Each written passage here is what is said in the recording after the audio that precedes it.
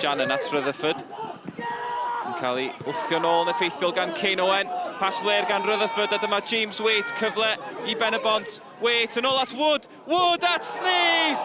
A Snaith yn methu cyfle hawdd. Wel, y weledigaeth gan Wood o'r safon ucha i weld bod Snaith yn rhydd, ond oedd yn methu addasu draed digon sydyn. Ac mae'n tywallt y glaw yma ym Bryn Tirion erbyn hyn y bêl gan Wood. Kane Owen rhuthro lawr y chwith. Digon o amser a digon o le gan Kane Owen. Y croeso di fewn, a Sam Snaith yn cyrraedd. Yn rhuthro fewn i'r cwrt fel rhyw darw gwyllt. Yna neb am i stopio fo'n fanna. A mae Pen-y-bont ar y blaen wedi 23 o funudau. Kane Owen at y postyn gosa, flic yn ôl, a Leslie'n penio'n glir. I ddewin ôl i fewn gan Ben-y-bont. Haling ar cynnig a Sean Smith oedd hi ar y llinell. A bron i dîm Rhys Griffiths ddyblu mantes am ddiffyn arwrol gan Sean Smith. Rutherford at y postyn pella, mae hwnna'n mynd. Mae Peter yma, Woods yno! A Chris Sang a'r peniad ar yw lathen allan. Yn ei throi hi dros y bar. Dio dal heb sgorio yn y gyngred i'r Bala. Geithom cyfle haws heddiw. Ydy'r Bala erioed wedi colli yn erbyn Pen-y-bont yn ei 7th gêm flaenorol. Di hynny am newid heddiw, nes y gyfle fan hyn i Rutherford. Owen yn rhwystro honna.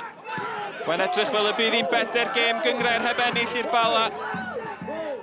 Felt that first half we were the dominant side, probably could have been 2 or 3 out. We had some really good chances.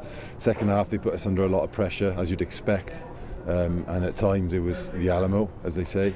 But I didn't feel that they ever created the chances that we had first half. So that, along with the huge effort we put in to hold on to the lead, I felt was enough to deserve 3 points. But it was a very tight game. I thought Pen-y-bont were very good in the first half. I thought we were poor in the first half. They pinned us in, we couldn't get out. The hail and the rain was in our face. The wind was at us, and I thought we'd be okay to come in at 1-0 and you know, adjust things and get to the second half. And I thought we totally dominated the second half, and we were outstanding second half. But it's a loss, and it's not a 90-minute performance, so it's not good enough for us. Canlyniad briliant i ni. O'n i'n mynd mewn i'r gêm yn llawn hyder, yn meddwl gallwn ni dod bant gyda'r 3 pwynt, a yn lwcus i ni, wnaethon ni chwarae'n dda, a amddiffyn yn dda iawn, a dod bant gyda'r 3 pwynt. It's been a difficult month for us, but hopefully we can get some players back, and there's no excuses. We work hard, we fight for everything. We go again Friday night. Tough place to come and play here, and like I say, the lads are outstanding second half, but not good enough in terms you've got to fight for 90 minutes. You often feel like you're in that kind of middle ground where you need a couple of wins and it'll look good. If you have a couple of losses, it's going to look bad. And we're probably still in there a little bit because it's so tight, all the way down to Aber, really. But yeah, a couple of wins in a row and things are looking good. And obviously, to have beaten Bala, which is a team we've never beaten, you know, it's great for us and just shows the hard work we're doing.